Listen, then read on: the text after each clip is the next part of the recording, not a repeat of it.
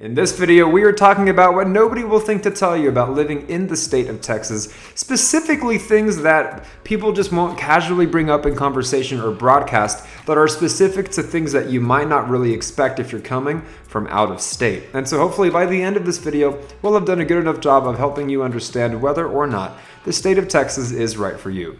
Stay tuned.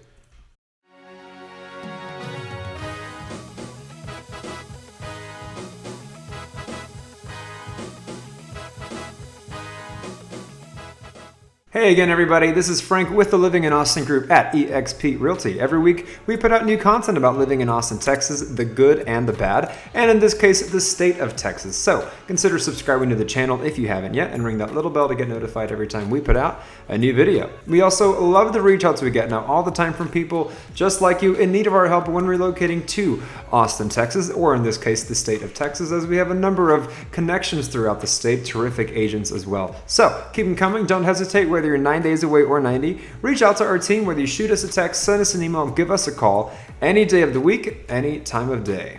So yes, in this video, we are going over what seemingly people just really won't talk about regarding living in this arguably great state of Texas. And so in your position, coming from out of state, you're wanting to hear what to expect perhaps culturally, financially, that a lot of people maybe from here just don't think to mention. And that's the whole point of this video, hopefully helping you arrive at your own conclusion by the end. And so let's get right to it. For starters, I wrote down bang for your buck, but.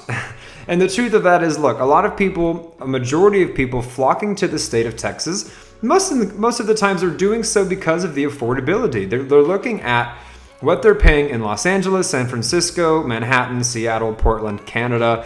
Let's say what is their $500,000 getting them where they live versus what is that $500,000 going to get them in the state of Texas, whether it be San Antonio, Houston, Dallas, or absolutely Austin is still relatively bang for your buck. And so I can't blame you guys for thinking that. It makes perfect sense. But unfortunately, there are things that you just might not expect. And on this channel, we keep it blunt, we keep it brutally honest, that risk of deterring you or dissuading you so that you are at least as prepared as possible and nothing really blindsides you. And so the first of which that people have to know, not just about Austin, but the state of Texas, are those property taxes. And so we all know the state of Texas has no state income tax, and that is very attractive. Can't blame you. However, the flip side of that, it's kind of sneaky, are the property taxes. And so a lot of the people we've spoken to, wherever they're coming from, they might say, my property tax rate is 0.5% or 1% or 1.5%. Well, in the state of Texas, it's going to usually be at least 2%, oftentimes 2.5%, 2.75%. And then in different areas that might have new schools or very low crime ratings or brand new stores or nice new roads, master plan communities, a lot of times those areas are going to have property tax rates of around 3%, sometimes even more than that. And so what that can look like is, let's say you have a house that is appraised at $500,000 and you secure it, it's yours, but the property tax rate is 3%. I encourage you guys to check my math, but that's gonna be what, roughly 15 grand a year. So in many cases, your property taxes can easily feel like a second mortgage. And so I'm not saying it's not a reason to move here. I'm not trying to talk you out of it, but at least be aware of that, plan for that, account for that whenever it comes to budgeting and things of that nature. Another thing that people won't always talk about, especially realtors, as they want everything to seem perfect and just sunshine and rainbows, are interest rates. And a lot of people right now are scared to buy a house, and I can't blame them because of these interest rates. And where that becomes very relevant is, a lot of people come to Texas, they want a brand new house. They want a new build home. I can't blame them. It's a new start. It's a big state. You just want a fresh, brand new home. Makes sense, right? Well, the downside of that is, let's say you do lock in a house at $500,000. It's your dream house. It's exactly what you want. Sometimes, yes, those homes can be completed in 1, 2, or 3 months. Other times, especially if you just put a deposit down on a lot of land, those homes can be finished in 6, 7, 8, or 9 months. And what happens is, yeah, you might have locked in the asking price, sure, but interest rates will fluctuate between then and when your house is ready and you close on it. And that's when you get lending and mortgage stuff. All of that stuff happens later. And so you might have gone under contract when interest rates were 4% or 4.5%, and then you close and all of a sudden it's 5.5% or 6%. you're looking at several extra $1,000s a year just in that time period if the interest rate indeed does go up. Sometimes they go down, but the way things are right now, things are just going up and up and up. So that is something worth mentioning. Again, not a reason not to buy, but something to take into account, something that you just want to be mindful of and not get whiplash and get blindsided by. In addition to that, I just wanted to mention on a lesser extreme note, HOAs are big in the state of Texas. Depending on where you're coming from, you might have terrific experience with HOAs, but in the state of Texas, there are a lot of master plan communities, a lot of nice areas, neighborhoods with pools or gates or things of that nature that have a lot of upkeep. They're going to charge you a month to live there. So sometimes in some neighborhoods, it's only 25 or 30 bucks a month. Other neighborhoods, it might be as high as $100 a month or $150 a month. So while that is not as extreme as the interest rates or the property taxes, it's still money that you might not be preparing to spend, that it's like, well, damn it, now I have to pay more every month. So keep that in mind. And that's something we like to help with. Some people will say we're looking for X, Y, and Z, no HOA. Some people are cool with it. But in this case, it's all about keeping you as informed as possible. So the more you know. Up next, I wrote down culture. And surely most, if not all of us, have heard about Southern culture, Southern hospitality, and what have you.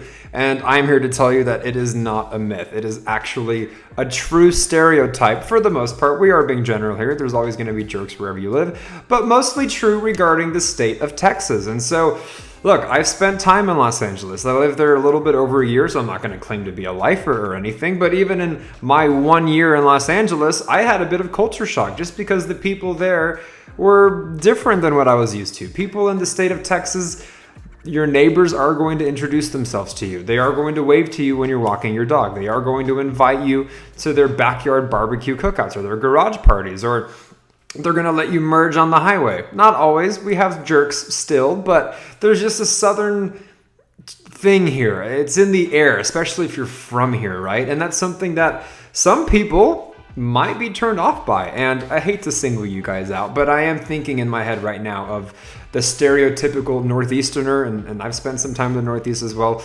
In a culture like that, I'm not saying these people are rude or mean or bad people, no, but in some places in the country, it's just more normal to keep to yourself and to mind your own business, and that's normal. So some people get here, clients we've helped come from those areas, and they're a little bit off-put or they're a little bit uncomfortable. It's like, why are you staring at me, or why are you being so nice to me? And so if you're not used to it, it can be a little bit off-putting, as mentioned. But most of the time, it's a welcome surprise. People are excited about that. They're looking forward to that, you know.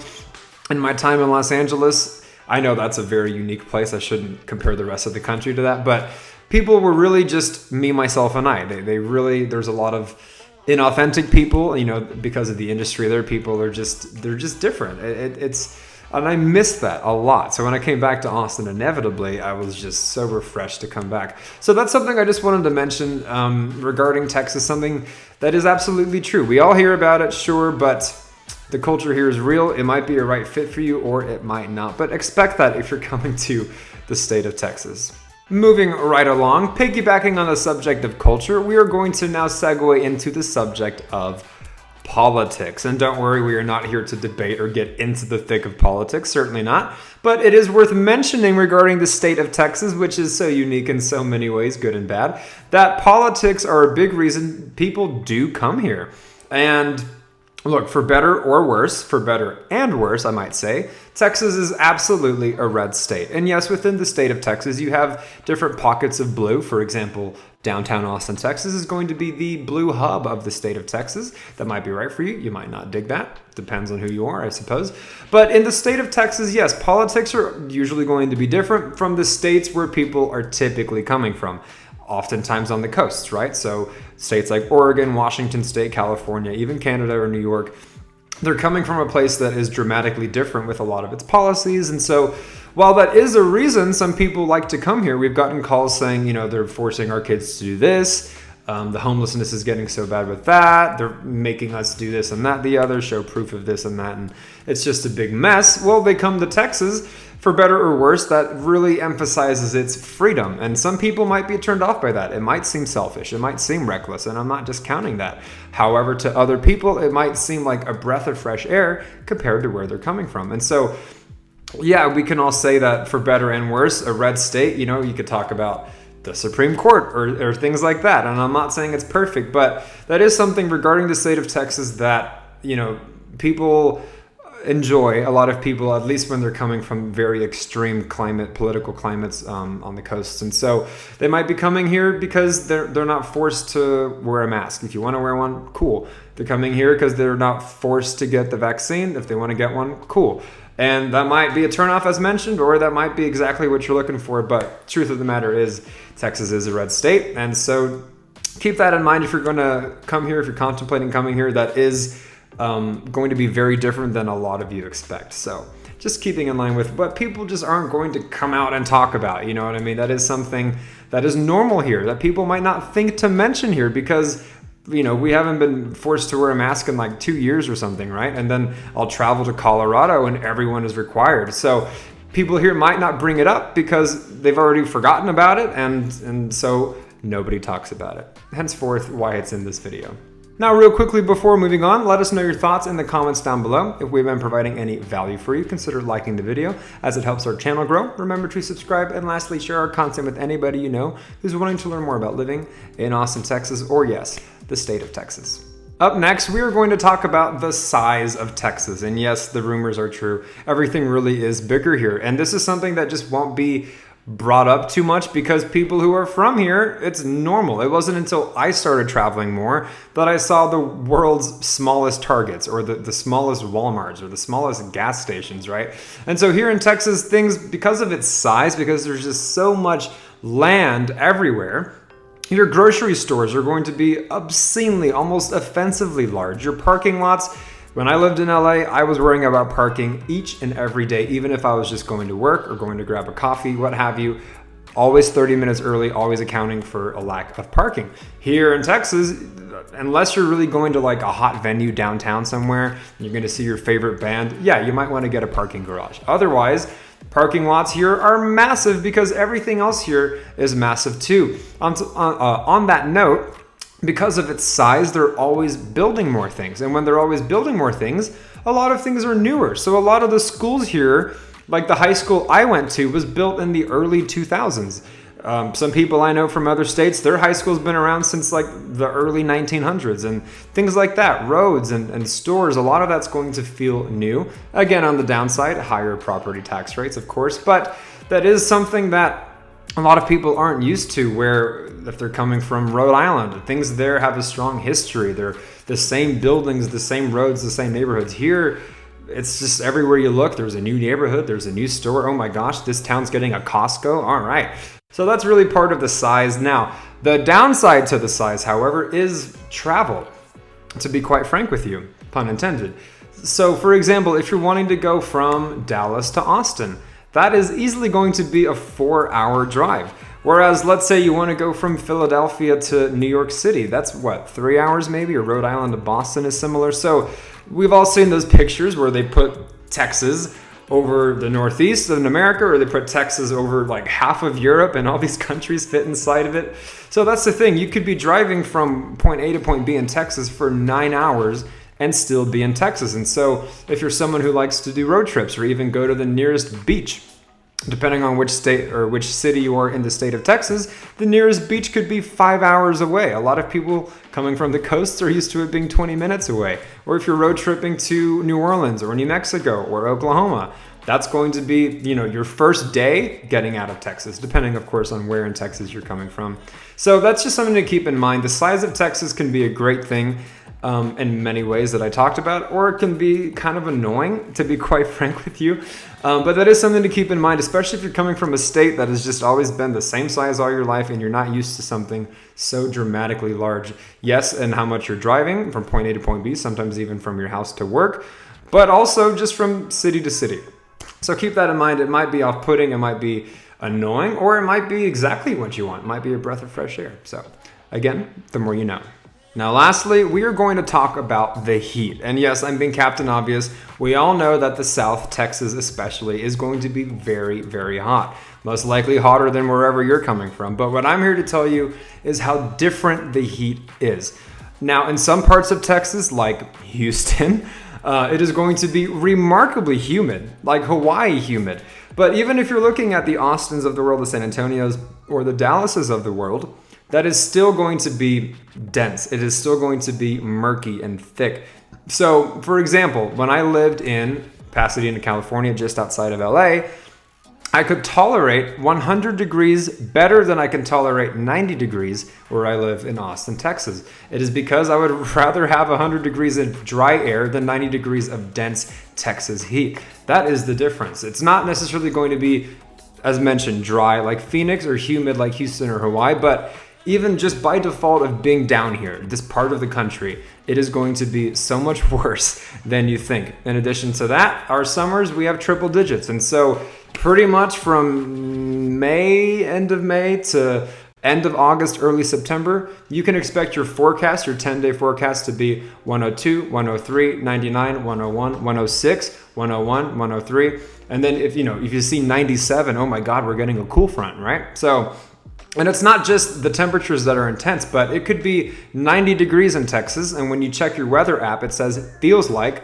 100 degrees because of the type of air we have here. So imagine when it actually is 100 degrees, that app is going to say it feels like 107. It feels like 110. I always like to use the analogy of when you're baking cookies and you open the oven and that heat like hits your face. That is what it's like to get into your car if it's parked outside in Texas. That is what it's like to open your door and go get the mail if you live in Texas. And so, we all know it's hot, but be prepared for the intense type of hot that it is in the state of Texas. And lastly, just keep in mind, in the summertime, you're going to be running your AC. You're going to be watering your lawn so it doesn't die. That's going to be extra costs that you have to account for in the summertime here. So just keep that in mind. I don't mean to be redundant. We all know it's hot, but some people, they really don't understand how hot it is until they get here. And then they're like, crap. Like it's just worse than they thought. And so keep that in mind. The state of Texas, it has its good things, it has its bad things. But one of those bad things, at least in my opinion,